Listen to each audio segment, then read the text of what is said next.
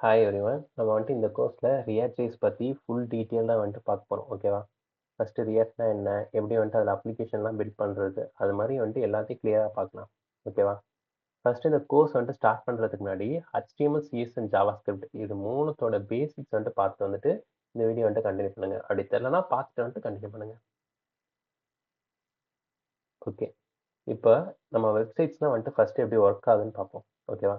அதாவது நம்ம இப்போ HTML, CSS அண்ட் JavaScript இது 3 யூஸ் பண்ணி நம்ம ஒரு வெப்சைட் பில்ட் பண்ணியிருக்கோம்னா, ப்ரௌசர் அதாவது நம்ம Chrome, அது Brave இதெல்லாம் இருக்குல்ல, அது வந்துட்டு எப்படி அதை ப்ராசஸ் பண்ணி, அந்த கோட ப்ராசஸ் பண்ணி நமக்கு வந்துட்டு வெப்சைட் வந்து டிஸ்ப்ளே பண்ண வைக்குது அப்படிங்கிறத வந்துட்டு பார்ப்போம். இதில் வந்துட்டு பார்த்தோன்னா ஒரு 5 ப்ராசஸ் இருக்குது. ஓகேவா? ஃபஸ்ட்டு வந்துட்டு DOM, அடுத்து CSOM, ரெண்டர் 3, நெக்ஸ்ட் வந்துட்டு லேஅவுட் அண்ட் ரீபெயிண்ட். ஓகேவா?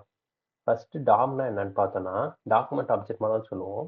இது வந்துட்டு என்ன பண்ணும்னா, நம்ம தர HTML கோட வந்துட்டு ப்ரௌசர் வந்துட்டு ஒரு ட்ரீ ஸ்ட்ரக்சர்ல வந்துட்டு கிரியேட் பண்ணி வச்சுக்கும். ஓகேவா? ஃபார் எக்ஸாம்பிள் பார்த்தோம்னா, இப்ப நம்ம வந்துட்டு HTMLல வந்துட்டு நம்ம HTML டேக் யூஸ் பண்ணுவோம். அதுக்குள்ளார வந்துட்டு ஹெட் அண்ட் பாடி யூஸ் பண்ணுவோம்.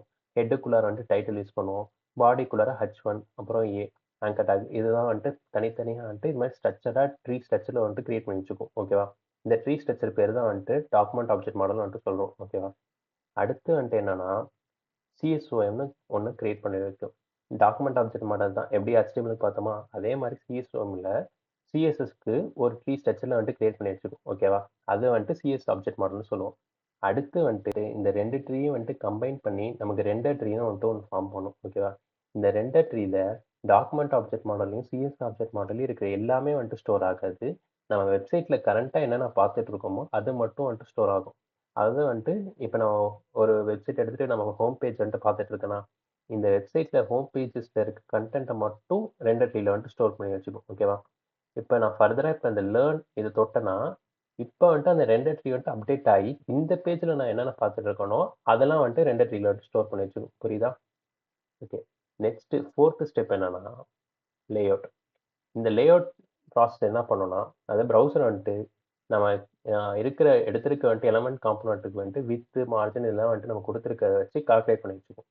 கால்குலேட் பண்ணதுக்கு அப்புறமேட்டு next paint and repaint process நடக்கும். இதுல தான் வந்துட்டு நம்ம வெப்சைட்ட வந்துட்டு பிக்சல்ஸா வந்துட்டு டிரா பண்ணும். ஓகேவா? இந்த 5 ப்ராசஸ் நடந்ததுக்கு அப்புறமேட்டு தான் நமக்கு வந்துட்டு வெப்சைட் வந்துட்டு ஷோ ஆகும். ஓகேவா? நெக்ஸ்ட் வந்துட்டு இப்ப நம்ம வந்துட்டு வெப்சைட்ல ஃபர்தரா ஏதாச்சும் சேஞ்சஸ் பண்றோம். அது இப்ப நான் ஒரு எக்ஸாம்பிள்க்கு வந்துட்டு H1ல வந்துட்டு ஹலோன்னு நான் வச்சிருக்கேன். இப்ப வந்துட்டு நம்ம அத வெல்கம்னு சேஞ்ச் பண்ணோம்னா, ப்ரௌசர் அத வந்துட்டு எப்படி ஹேண்டில் பண்ணுதுன்னு பார்ப்போம். ஓகேவா? அதே தான் இந்த ஸ்டெப்ஸ் வந்துட்டு அப்படியே ரிப்பீட் ஆகும் சைக்ளிக்கா ஃபர்ஸ்ட்ல இருந்து. அதாவது இப்ப டாக்குமெண்ட் ஆப்ஜெக்ட் மாடல்ல இந்த H1 டேக் வந்துட்டு எங்க இருக்குன்னு கண்டுபிடிச்சு வச்சுக்கும். ஃபார் எக்ஸாம்பிள் வந்துட்டு இத நம்ம டாம்னு வச்சுப்போம். இதுல இந்த நோடு தான் வந்துட்டு அந்த H1 டேக் வந்துட்டு பிரசன்ட் ஆயிருக்கு.